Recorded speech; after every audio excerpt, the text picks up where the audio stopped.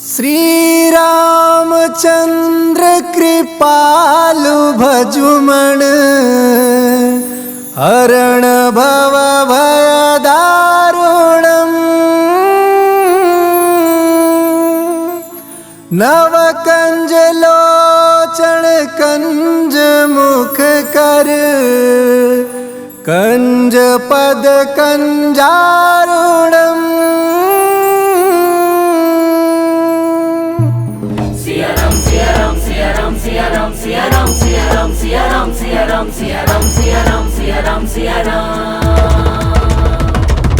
हिंदू है हम हिंदू सब पहचान भगवादारी है।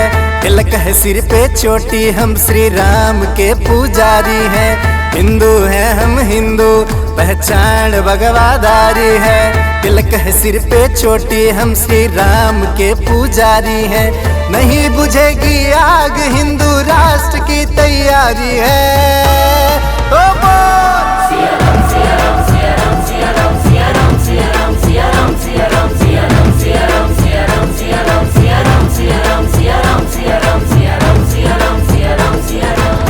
मंगल भवन मंगलहारी द्रवहु सुदशरथ अचर बिहारी।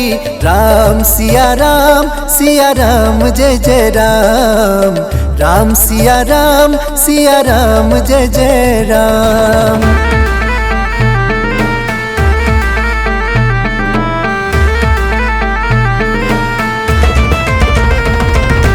नहीं रुकेंगे नहीं झुकेंगे घर घर अलख जगाना है। भारत है सनातन का हम सबको यही बताना है। नहीं रुकेंगे नहीं झुकेंगे घर घर अलख जगाना है। भारत है सनातन का हम सबको यही बताना है। जागो प्यारे हिंदू सब किस बात की लाचारी है। तो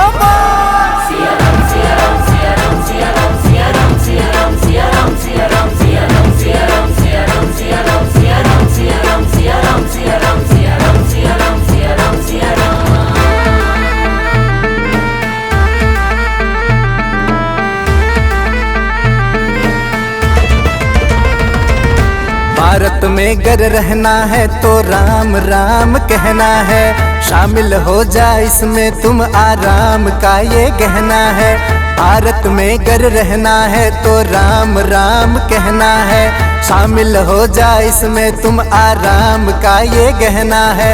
राम लला घर आए हैं मथुरा काशी की बारी है। तो